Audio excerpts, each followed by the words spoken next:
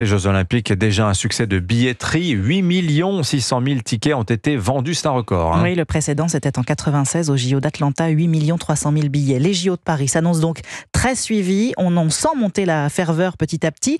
D'ailleurs, on connaît depuis hier soir, Martin Lange, le duo de porte-drapeau français. Ce sera la lanceuse Mélina Robert-Michon et le nageur Florent Manodou.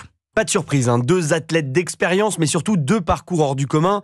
D'abord Florent Manodou, le frère de Laure, la reine des Jeux d'Athènes. Champion olympique du 50 mètres nage libre à la surprise générale à Londres il y a 12 ans. Il met sa carrière entre parenthèses après son échec à Rio pour se consacrer au handball. Mais les bassins lui manquent et 5 ans plus tard, il rafle une nouvelle médaille d'argent, sa 3e.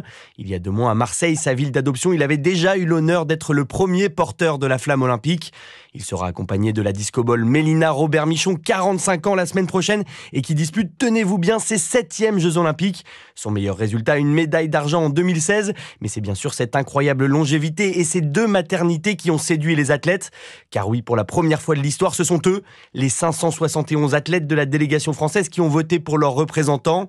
Un vote à bulletin secret par voie électronique qui ne souffrira, lui, d'aucune contestation. Rendez-vous dorénavant dans 2 semaines sur la Seine pour la grande parade fluviale. Martin Lange. Et pour les Jeux paralympiques, c'est l'athlète Nantonen Keita, porteuse de la flamme olympique à Marseille, et le triathlète Alexis Anquincan qui porteront le drapeau tricolore.